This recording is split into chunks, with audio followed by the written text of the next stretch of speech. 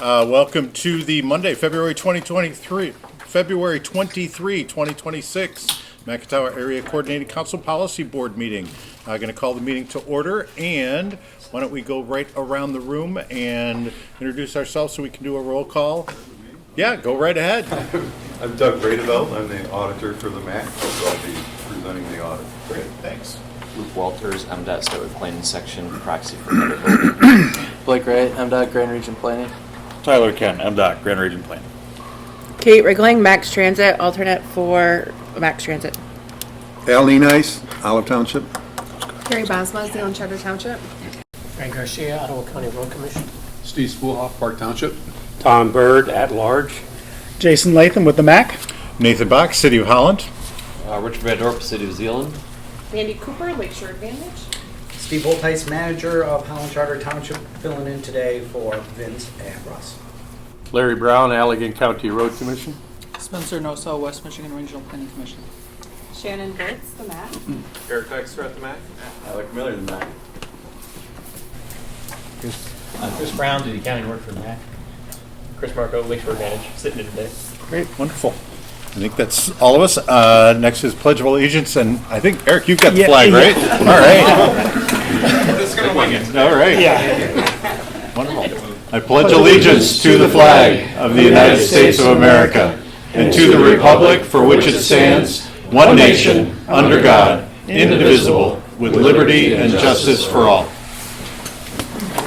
These things fall back. Next item on the agenda is approval of the minutes. Any corrections to the minutes? Otherwise, I'd entertain a motion to approve the minutes from the last meeting.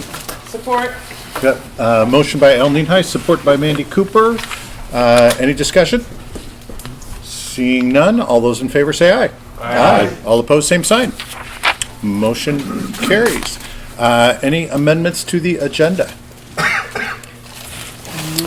Well, seeing none, all right.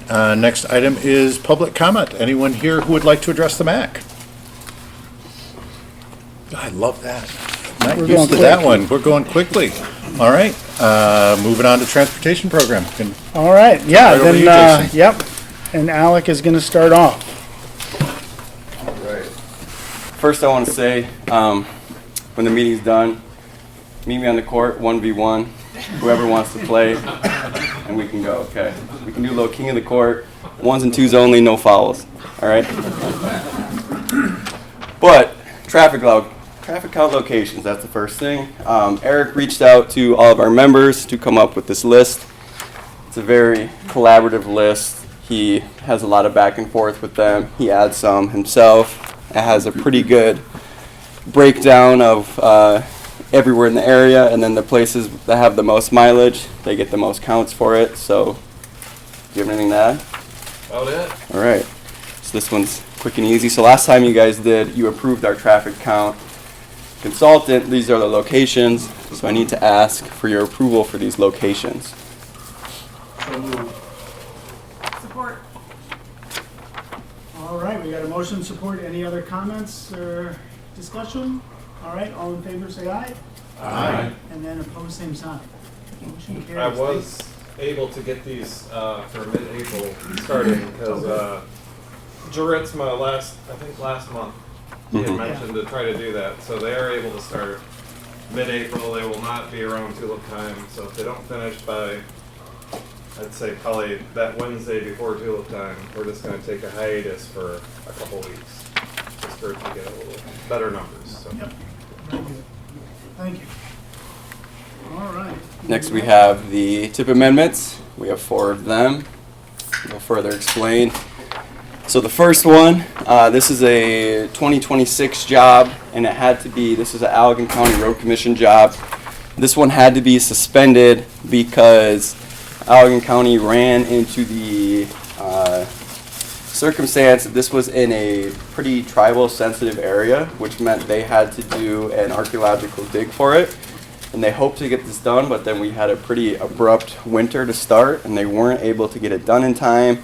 And all the NEPA's things, they weren't able to get it, they weren't thinking they were going to get it obligated in time. So instead, they decided to suspend this job and kind of create 2 jobs out of it. So the next one down, 226384, this is the new project for the road commission, and this used all the STUL funds. That original first job also had CMAC funds, but they pushed that to an RTF job. That's out of our boundary, so we don't have to approve anything for that one. The next one is a new RTF job that doesn't really have anything to do with us either, but it's in our boundary, so we need to approve that. And then the final one is, this is an MDOT region-wide pavement markings project. So do any of the road owners of anything I discussed have any comments to add? I have a comment.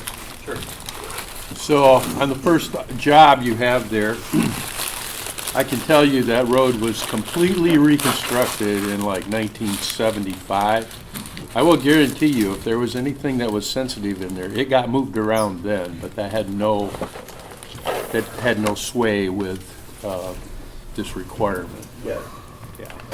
Yeah, it not being obligated in time was nothing. I know it was nothing that you guys were doing. It was just kind of the cards that you guys were dealt with that. Any other comments or questions? Okay, if not, I'd like to ask for a motion. Looking for a motion to support the Civil Amendment? Support? All right, so we got John and Mayor Box. Any further comments? All right, all in favor, respond by saying aye. Aye. And then opposed, same sign. Motion carried. Thank you. Thanks. So last thing I have are NFC changes. This is the National Functional Classifications.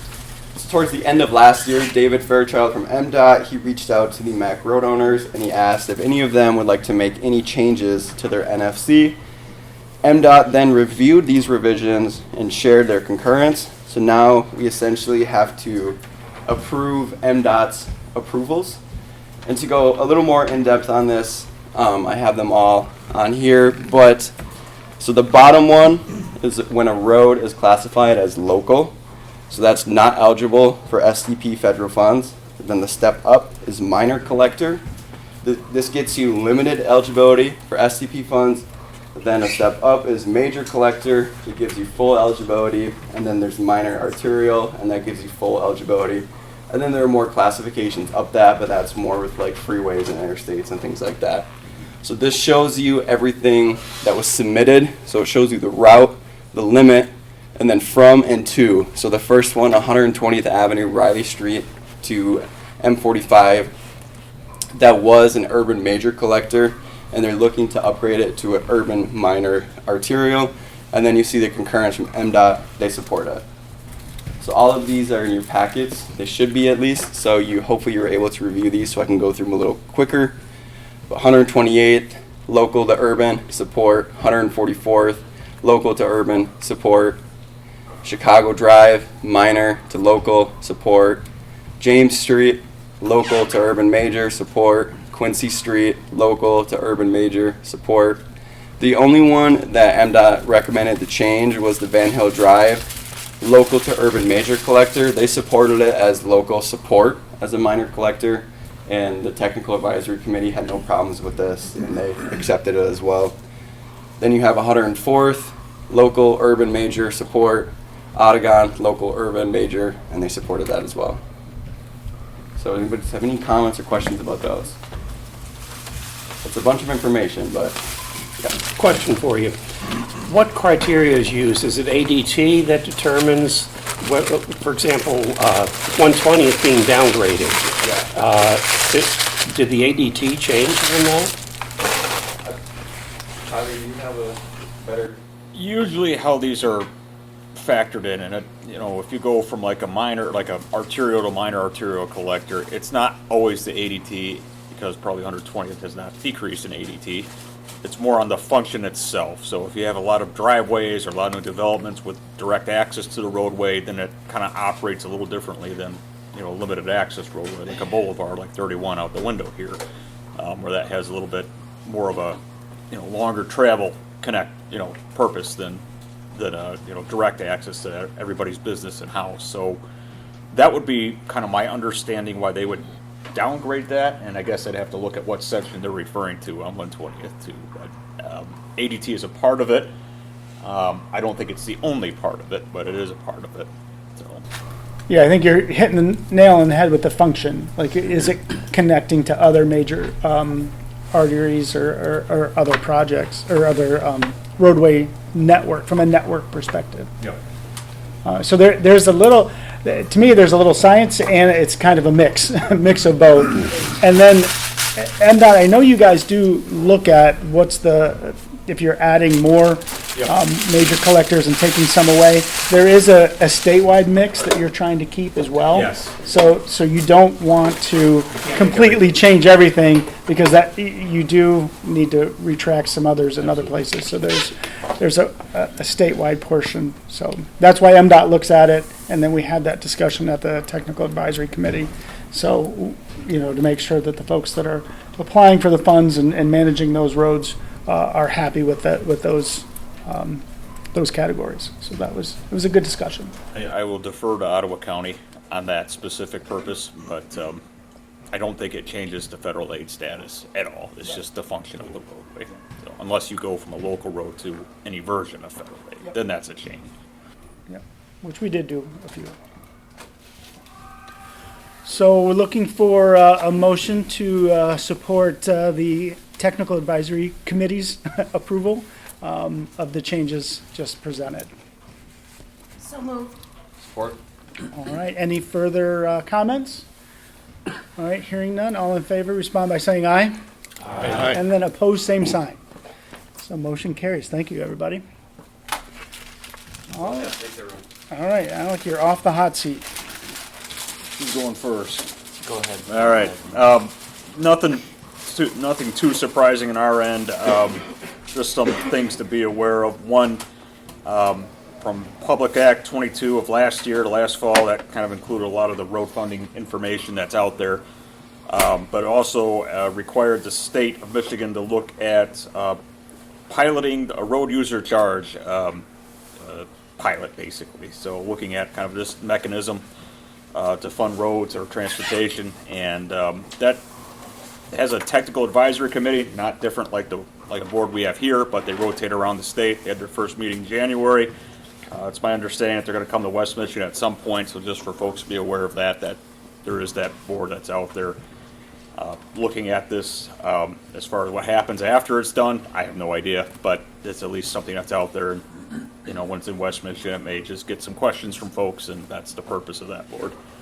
The other update I have is the governor has recommended her budgets to the legislature, and in there it has some of the new budgeted funding from the bill that was passed late last year.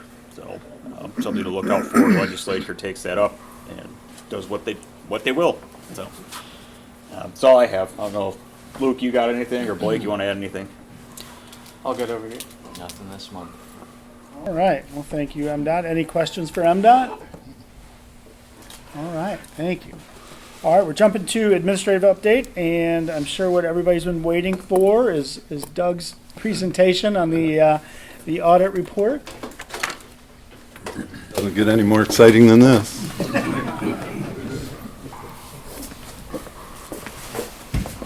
All right, let's see if we can manage all this together here. Well, thank you for having me. I'm just reporting on the audit as of September 30, 2025. The audit is primarily wrapped up in the month of right near the end of November. And then after holidays and vacations, and we get everything wrapped up, it was issued February 9th. So everything looks good. If you do have the report in front of you, it's right on page 1 is our opinion on the financial statements after doing our test work.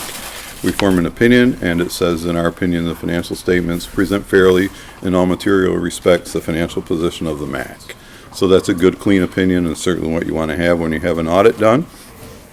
If you can go through and compare current to prior year reports, you'll also notice that on page 2 there's a whole additional paragraph about supplementary information. That was added this year because we added some indirect cost calculations at the back of the report, so that's what that paragraph is covering, and I'll go over those a little bit. The next couple pages are management discussion and analysis. Gives you a nice little informational about what was done at the MAC this year.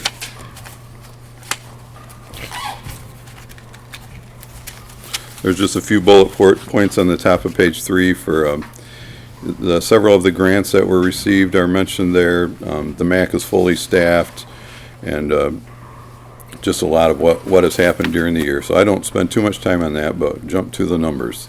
So pages 7 and 9 are all the activity of the MAC in its entirety on the accrual basis.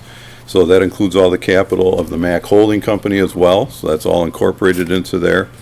And it includes the, well, there's a couple slides on this, but the bottom line on page 7, or the net position for the year, amounted to 2.2 million, which was down only 5,000 from the previous year.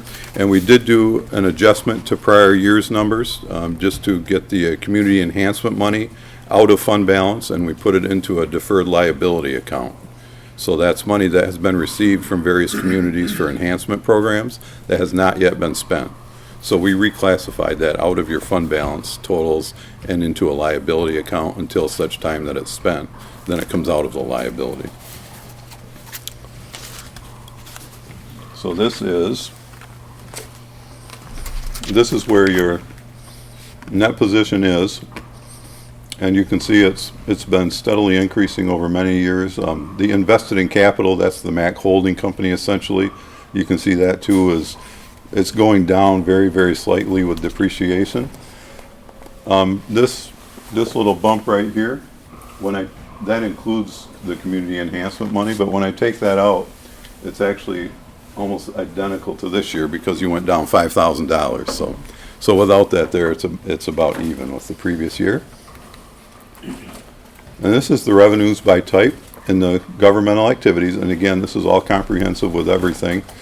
You can see the transportation dues exactly the same as last year, watershed dues exactly the same as last year.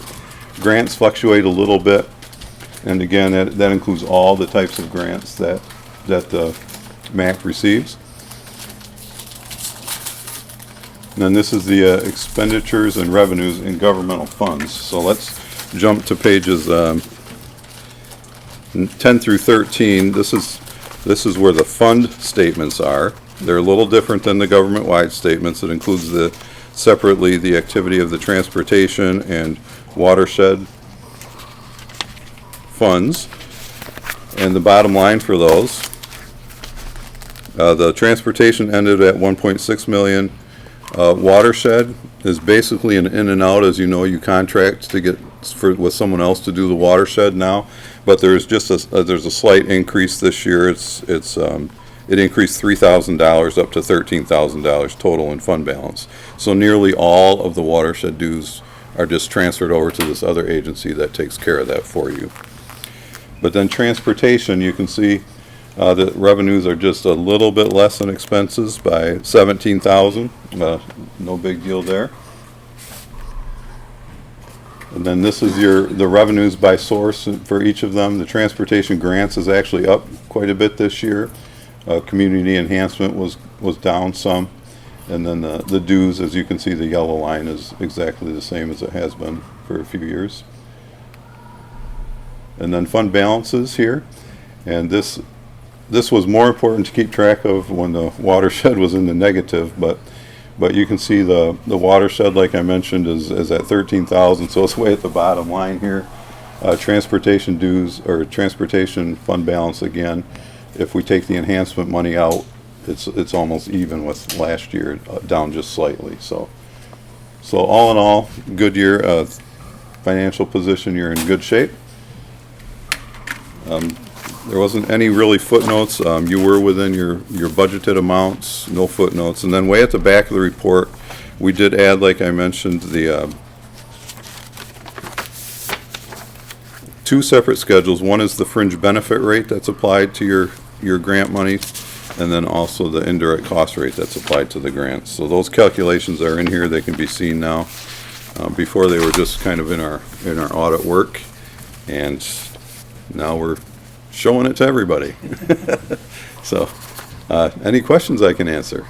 Do you see anything else in the report that? Yes, sir. You? No? I really appreciate everything that you and your team does. They come on Thanksgiving week and they spend a lot of time in that little room going through everything. So keep Chris and I on our toes for 3 days, making sure we supply them with all the information they need to do a thorough audit. So from my perspective, my big takeaway is you see that the dues are staying the same. We haven't had to increase dues, and really trying to make sure that fund balance is right around $2 million to make sure that we have that cushion that we need as a government organization so we can deal with anything that comes our way. But certainly I want to make sure that that government funding that comes to us, it is use it or lose it, but I have an amazing staff and I want to make sure that they get paid what they should be getting paid for supplying the services to you guys. I think that the value reports that we do shows that we make sure that we get that money, we use it appropriately, and that we check all the boxes so MDOT and the feds support us at that about $2 million a year in construction funds, which we're doing pretty good. So any other comments? And then I figure while we have Chris here, any comments on the financials that were also presented? We're, what, 33% through the year. Things are looking good. We're expenditure rate, we're at about 40%, so we're a little ahead, but that's kind of where I want to be. I want to make sure that we're spending those funds and using that MDOT money, federal money, appropriately. Any questions? All right, well, thanks, Doug. Appreciate it. Thank you very much. I always like getting a clean audit report. That makes my day. So as far as something exciting goes, the Macc sign. This is another exciting.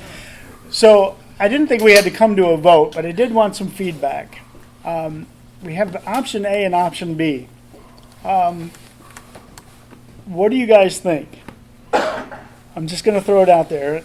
I like the Macc logo. We almost decided to just go with the Macc logo without Macc Tower Area Coordinating Council written out. But before I made that executive decision, I thought I'd throw it out for some feedback. Eric likes the Macc Area Coordinating Council under it. So it was a house divided. So we thought we'd bring it to the Supreme Court here to give us exactly. Any thoughts or opinion. Any cost difference between the two? Nope. Nope.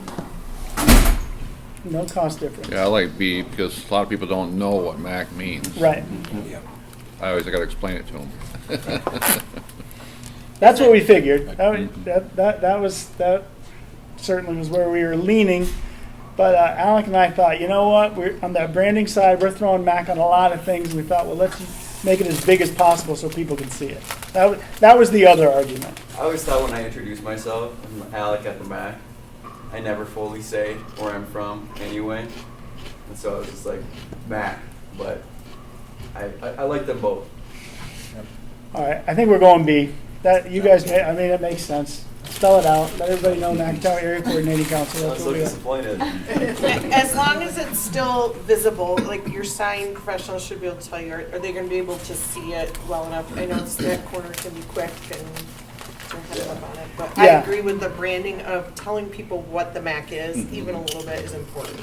Yeah. All right. That's good. That's good. Well, you guys got to see it. We wanted a little bit of feedback because internally we decided we started arguing. We thought, well, we better get some more feedback then. Very good. Thank you. All right. Next up, the election of MAC officers.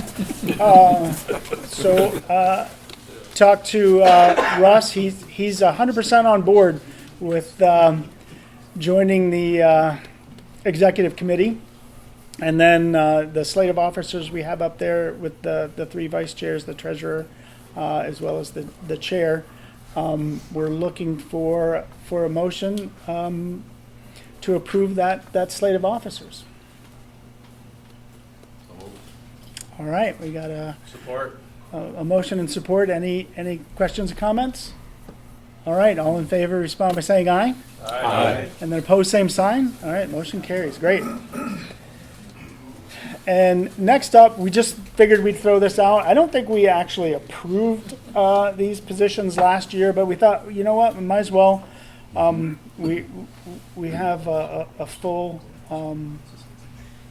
full slate of folks here, and everybody has a seat that is a member regardless. But here's what we're looking at with the two new members. And we thought we'd throw it out and might as well just fully adopt this slate of policy members. So looking for that motion. Move approval. All right, support? Support. We've got support. Any questions or comments? All right, all in favor respond by saying aye. Aye. All right, opposed, same sign. Motion carries. Thank you. Welcome. And we already did financial report, so we can jump to executive committee, which I think we covered most all of that. The meeting minutes are housed in here as well. I will say that the one thing we did talk about was the David Wright's presentation. That has fueled quite a few meetings and comments from members. I've met with Ottawa County Parks twice, met with them over the phone Friday. So certainly we're in a position at the Macc to help them on their countywide trail process that is going to be dependent on whether or not there is a millage passed in the fall. But it did make it into their board that supported their rec plan, and in their rec plan is a trail activity that we're going to support them regardless if they get a millage or not. But it's been a really good conversation because we do see the need to do a lot of connections with our trail network and working with them on their parks. I think the other thing that we discussed was our intersection analysis. We did a robust, in-depth discussion, and the technical advisory committee helped us all along the way. But I think we got a little bit more detailed than some of the folks would have liked, because we were showing some areas where there might be ADA ramp deficiencies. And when you get into that world of calling out some of those deficiencies, some of the engineers get a little nervous because they might be currently deficient, but when they were constructed, they weren't deficient. So we really had to kind of walk a fine line. So we're retooling that report to make it more informational and taking some of the judgment calls out, but really providing a lot of detailed information that townships and the cities can use, as well as the road commissions for upgrading any of the intersections with pavement marking, signage, and pedestrian crossing, countdown crossings, and those kind of things. So it's a good full report of what's at each signalized intersection. There's 104 that we reviewed. And we have detailed crossing times, we have photographs, we have everything that now can be shared with our members to help them as they look at future upgrades. And we also did classify which ones were on the high injury network, as well as part of the high injury intersections as well. So it's a good, robust document. And last 2 weeks ago, after our technical advisory committee, we did have a breakout session with the road commissions and MDOT, and I think that was really good. That's just a great conversation to really understand how we could use this data and how it can support them, which they thought it would really be good to share. So more to come on that, but like I said, we did kind of dial it back and took some of the judgment calls out and just left it as information. So we'll be sharing that in a few months once we wrap it all up. And I think that's all I had. Yes, that's all I had. Any other questions, comments? All right, well then we're going to go to the roundtable. Should we start with our host on member comments? Certainly can. Yes. Well, welcome to the community center. My understanding is this your is your first meeting here, is that correct? Mhm, that is. Yes, so I'm sure Russ spoke about it at previous meetings. But it's the realization of a dream and vision that the board had for well over a decade. And, it is even hard for me at times to remember that this was a former department store, the Yonkers department store. And the direction given to the architects, Howard Pinksters, who did it for us, the direction was we wanted a signature entrance, so you can judge if we hit the mark there. We wanted to bring in more natural light. There was no windows in the facility at all. And we wanted to be a gathering place for all. So that ended up translating into both athletic components to it and non-athletic components to it. So I feel that's certainly something that we've been able to achieve as well. We opened it up back in July, and things were kind of quiet. Folks were still outside. We worked a lot with Byron Center, who has a community center, township. And they had said, I remember at one point the director there saying, Steve, if the weather gets cold and you don't get busy, you're in trouble. And that ended up not being the case at all. Indeed, as the temperature dropped, people started coming in. And I think we peaked out, I think we had 900 and some in a day recently. So it has definitely been very busy in that regard. So very pleased. Anybody who wants a nickel tour, if I can't find a staff person, I think I remember enough about it to walk you around, having lived it for like 3.5 years. And I'd be happy to do that as well. Is that negotiable, that price? So just a couple other things going on with the township. Certainly this project's done, but another major capital project we've got going is the development of about a 25,000 square foot building. It's going to be largely storage for our Public Works Department, our Water and Sewer Department. We're hoping to get that bid later on this year. And then we're also going to do a renovation and expansion of the existing office building. It hasn't been touched in like 35 years, so it is overdue. We're going to get that taken care of as well. There's a budget of about $7.5 million. Just like this place, it's probably going to go up a little bit from there, but that's where it's sitting today. And then the other thing, the staff is working on a public safety millage. So over the course of, fall of 2024, we converted to a full-time fire department when the sheriff's department announced that they were dissolving the unit service, and our board wanted to ensure that we still had primary medical response. So that moved into our fire department, and we made that a full-time department.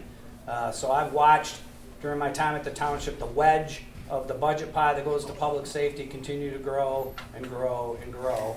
And so we'll certainly be addressing that with a ballot question probably in the August primary as well. It's always been well received and supported by the voters. I expect nothing different this time as well. So. And then just lastly, on a personal note, I am leaving the township, retiring in June. And so, certainly want to commend you all for the important work that you do here. I had a 33-year public sector tenure, the majority of it with this organization. So I'm a little biased in that regard. I think it's, important work. Yeah.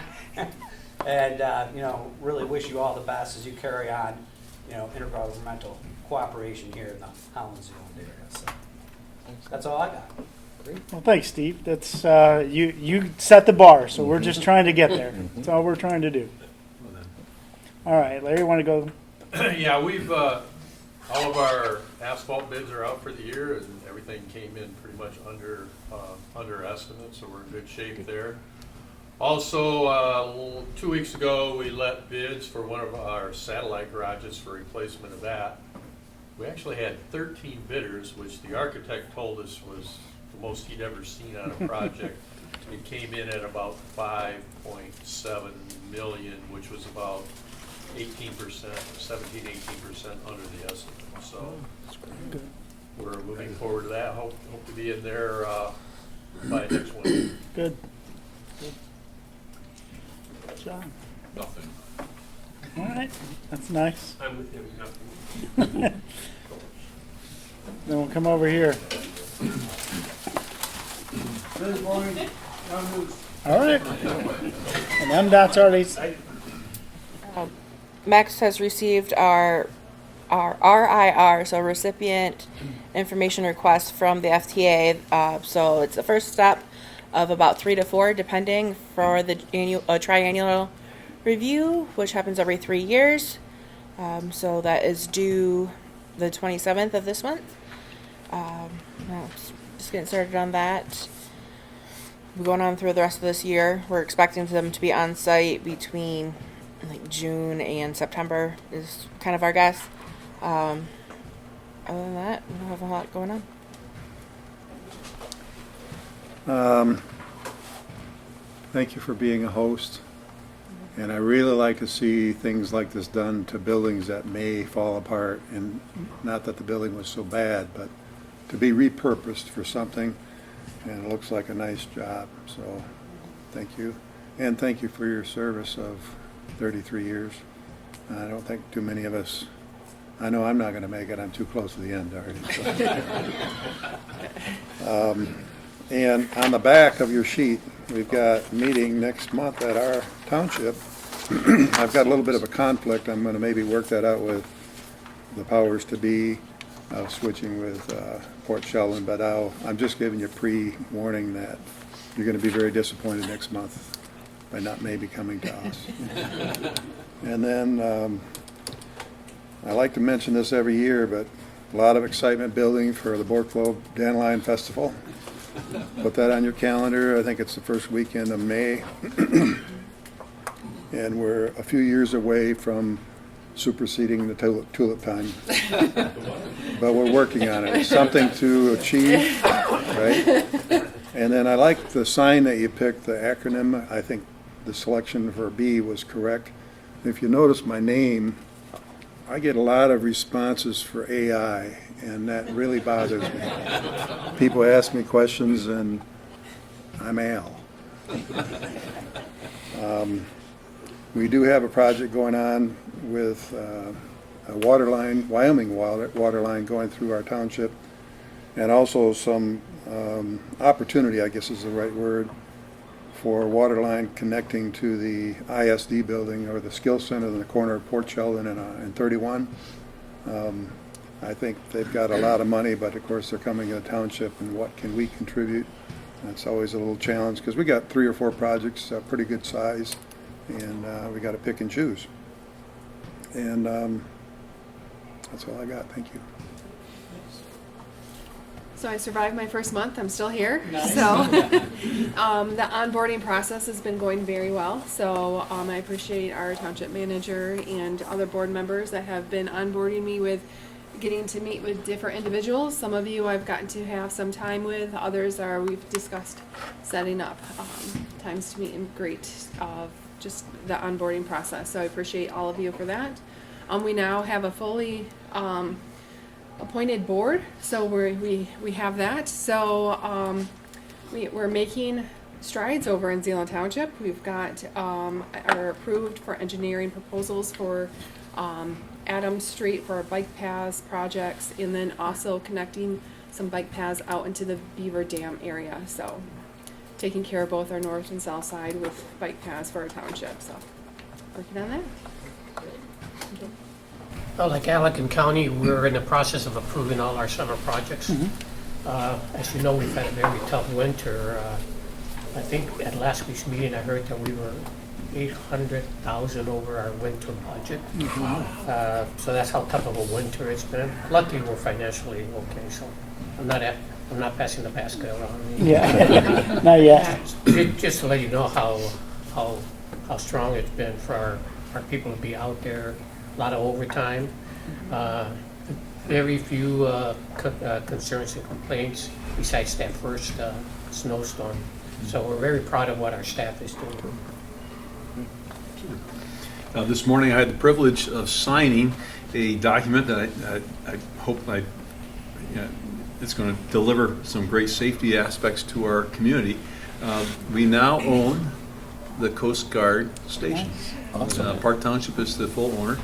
We used the remainder of our pandemic funds, and also hats off to our 2 representatives Nancy DeBoer and Roger Victory, they secured $600,000 out of the state budget. So we used two sources of money to pay $1.4 million for that Coast Guard station. Now, the Coast Guard team didn't leave it in pristine condition, so we need to freshen it a little bit. So there's going to be some additional costs here in the next couple of years. But the fun part is that we'll have access to that to the lake for rescue versus recovery. And so we're fired up about our fire team being stationed out there during the summer, during the busy months. And so we already have jet skis that have been in use for a couple of years that will be, one will be located on site and one's on the south side as well. So really exciting. If you're not doing anything, next week, Friday, 3:30, we're going to have a dedication ceremony, a deed passing. Next week, Thursday, some of you will be invited personally, but if you have nothing going on Friday afternoon, it's a beautiful place to be. Hopefully, we'll have a nice day to do that. I just heard one of my colleagues talk about fire or millage, safety millage. What a fascinating and expensive process to go through to say, okay, how do we deliver safety to our community at a reasonable cost? And I'm going to look at my colleagues Steve and John and say, okay, we need to figure out how to do a little more collaboration on the south side. We've been very independent, and I think some of these things are financially unsustainable with the expense of fire equipment and the lack of firemen and women going into the business. There's a couple of converging things, and I'm not saying anything new to my colleagues. I just find this is the first time that we've actually had to get serious about it, because we'll be on the millage in August for the millage. Significant millage increase because we're taking on marine, we took on the health responsibility, and so it's more expensive to deliver safety, fire, marine, health to our community, and that number does not go down anymore. So we need to figure it out. So those are my two updates. Thank you. I have nothing. Hard to believe that in about 3 weeks, the ice skating park will be closing down for the springtime. Gauging probably mid-March, depending on the weather. We can skate into the mid-50s temperature-wise, depending on wind and sun. It's always a combination of those three things: temperature, wind, and sun. If we get all three, we got to shut down. We do two of those three. At last report, we've had over 25,000 skaters already this year, and every single session has been sold out. If you're looking for something to do, and I know this group would be really excited about it, Girlfriends Weekend is coming up March 6th through 8th in downtown Holland. So grab all your girlfriends and come down. Good food, good shopping, good activities coming up in downtown Holland. That's what all I've got. Sounds good. Nothing really to report. Thanks for having me. My predecessor spoke highly of this group and always enjoyed coming to these meetings, so I'm looking forward to it as well. So, good. Thank you. Welcome. Today, I'm excited to be able to report we have a new team member at Lakeshore Advantage, Mr. Christopher Marco, Chris Marco. Chris is our new Community Development Director. He will be largely focused on supporting workforce housing and communities looking to navigate that space. So Chris has spent time with the City of Grand Rapids and most recently at MEDC as a program specialist. He brings a lot of technical knowledge on navigating the tools at the state level, but we'll also be leaning in how do we work with communities, help them understand pros and cons with tools, how to make them fit with your community. So if I don't know if any communities here have housing stuff happening or not, I'm joking, obviously, feel free to reach out and get to know Chris a little bit as a resource. He's got his cards with him today. I'd love to make a connection. And again, working both on the development side to encourage developers to bring housing online that can meet our workforce needs, and with the communities to say, how do you make this work for your community in a way that fits? So, Thanks, Mandy. Appreciate it. Can I take a second shot at the apple? Yes. I was looking around all the faces in this room. I don't think anybody but I has had more time spent with Steve Wiltheis at this table. He's one of the first people that I met when my wife and I moved to Holland, New Zealand in 1997.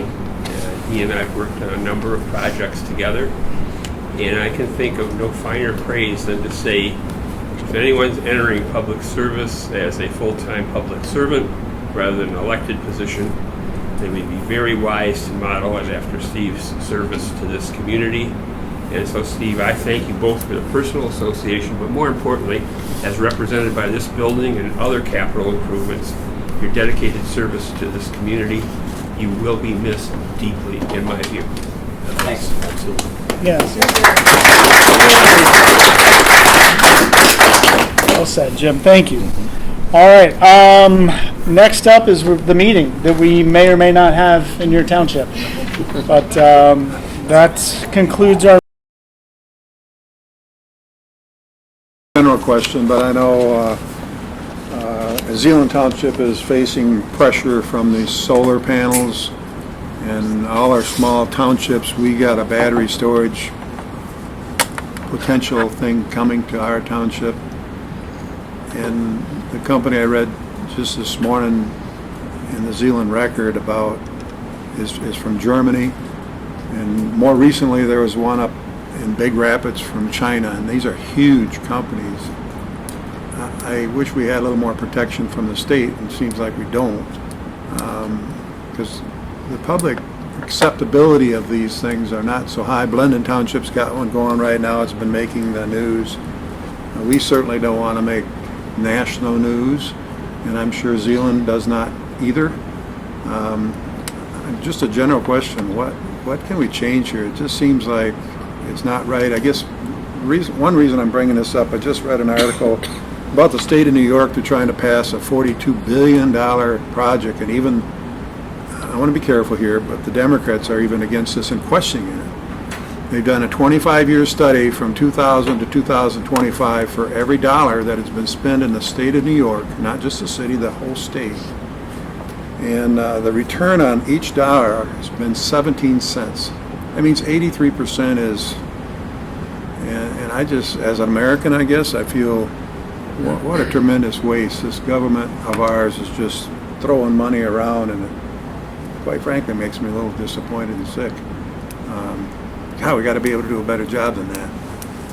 And Jason, I figure you, with all your wisdom, would have an answer for that. Well, I'm sure I do, but it's going to take a couple days for me to formulate it, so I'll get back with you. Yeah. Maybe at the Dandelion Festival. Yeah, there you go. Okay. Just, I don't know, just a comment. All right. Appreciate it. Definitely. All right. Looking for... To that point, just got the news over the weekend that St. Clair County here is suing their electric utility over a proposed solar field. At the behest of a number of their townships, the county took up the cause. And it's an interesting argument. They, at the urging of their county health department director, they're arguing the solar fields will cause public health damage. And so I just pass that on since you brought it up. That interesting to watch what St. Clair success St. Clair has. It's a huge field that they're, I can't remember the numbers, but it's several hundred acres of solar field. So just pass that on, FYI. All right, thank you. Anything else for the good of the order? All right, looking for a motion to adjourn. So moved. Support? All in favor? Aye. Thank you. Again, anyone wants a tour, just let me know.